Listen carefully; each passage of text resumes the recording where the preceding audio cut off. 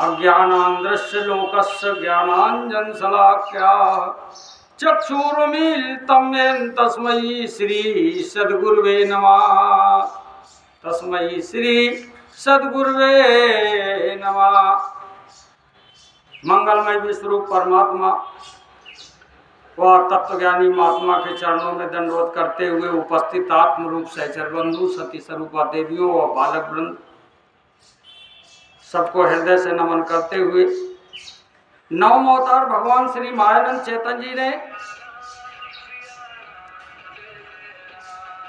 दर्शाया पशु प्रवृत्ति, मनुष्य प्रवृत्ति और नर स्वरूप की प्रवृत्ति।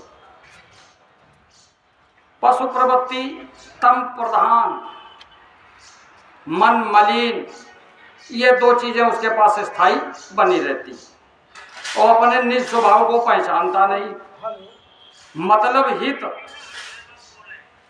अपने जात के भाव में मतलब रखता है और चमत्कार और बल और प्रभाव को अपनी प्रभुत्व मानता है। ये पशु प्रवृत्ति। यद्यपि आंख, कान, नाक, जिह्वा, त्वचा पांचों ज्ञानेंद्रिय उसके पास है, आठों साधन भी हैं, परंतु ये प्रवृत्ति चमत्कार को, बल प्रभाव को अधिक प्रभुत्वता देता है, उसी को अपना प्रभु समझ लेता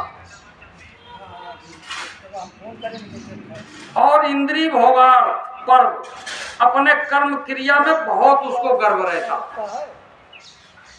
और व्यष्टि मैं ही हूँ ऐसा उस यानी व्यष्टि रूप बोलिए तो सब व्यष्टि रूप सब ये मन में ऐसा उसके दिमाग में बना रहता और कर्म कैसा करता है?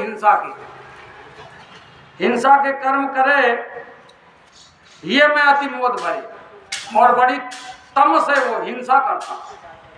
मेरा सुख और मरे ये दृढ़ चतुराई। क्या मेरा सुख और सब अपना जो कुछ बिगड़े तो बिगड़ जाए, ये दृढ़ उसकी चतुराई होती है। ऐसे लक्षण हमारे अंदर जो है इनसे बचना।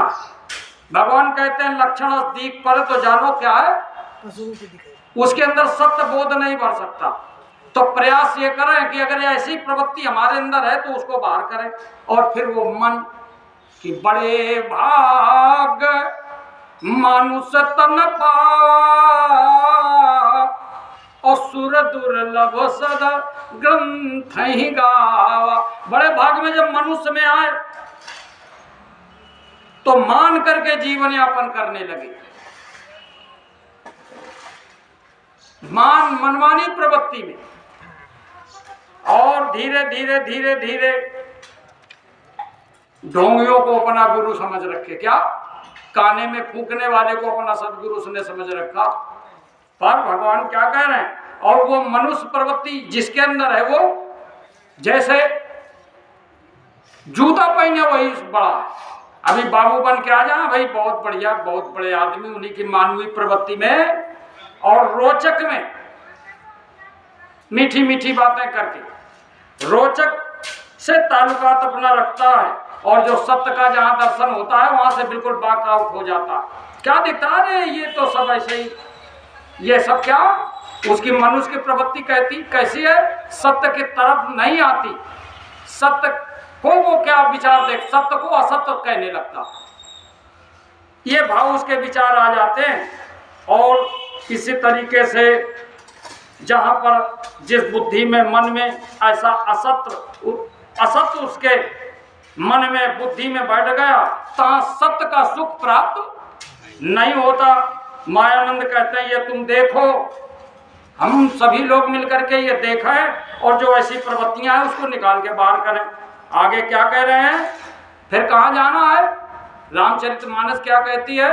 नर समतन नहीं कंवनी वो देही और जीव चराचर जांच तजेही। आप नर कैटेगरी में आओ, जांचो परखो। जांचने परखने समझने के लिए हमारे आपके पास 8 साधन है। 5 ज्ञान इंद्रिय, 6वां मन, 7वीं बुद्धि, 8वीं जीवात्मा। इनको जांचो और इन्हीं के आधार से जांच करके कर्म करो। कैसे? भगवान कहते हैं लखो देखो और मिलान करो, यही तुम्हारी सच्ची कमाई है। क्या? मान न लखो।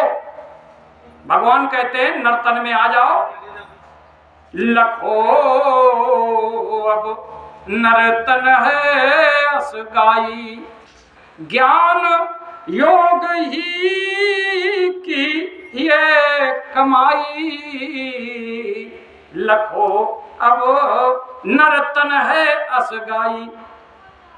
क्या लखना है? कि मान लखे नहीं, दंभ न सूझे, दंभता बिल्कुल भी इंद्रियों में न सूझे। मान लखे नहीं, दंभ न सूझे। क्या? हिंसक वृत्ति बहाई। जितनी भी हिंसा करने वाली वृत्ति है नर अपने हृदय पटल से बहा देता। कैसे?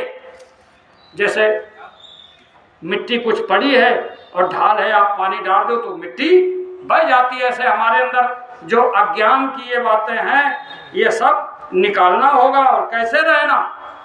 अचल शांति में रहना।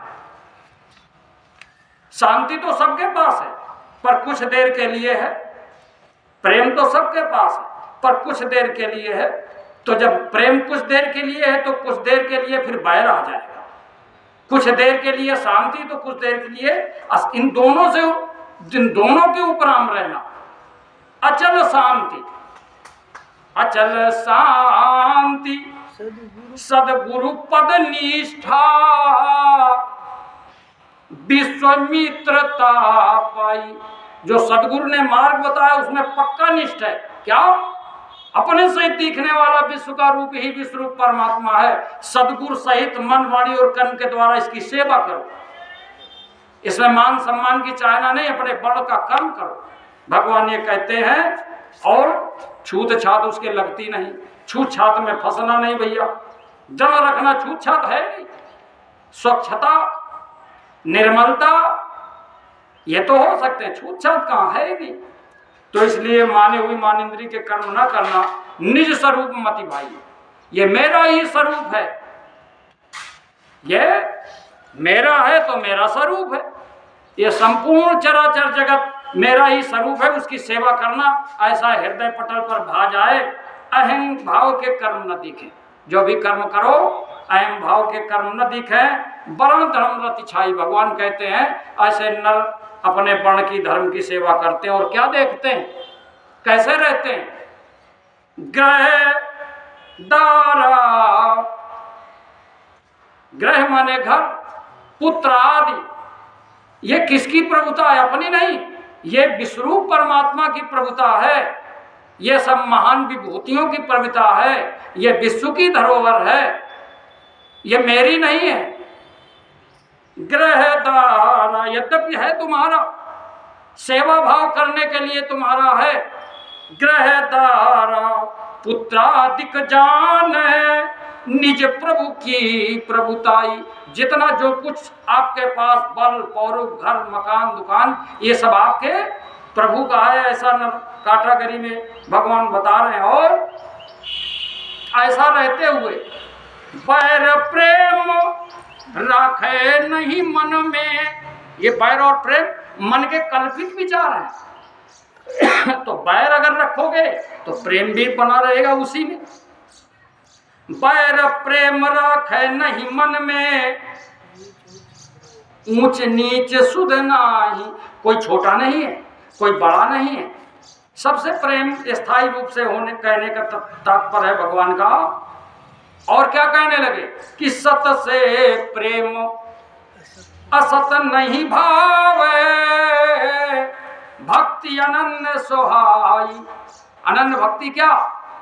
ये सरा साचा विश्वरूप परमात्मा से सच्ची सेवा करना ही अनन्य भक्ति है। मायानंद कहे ऐसे जिनके लक्षण है वो नर ही हैं। बोलो सदगुरु भगवान की जय। इसलिए नर स्वरूप के बाद में नारायण का आगमन होता ही है और नारायण कल्याण करते रहेंगे। बोलो सदगुरु भगवान की जय।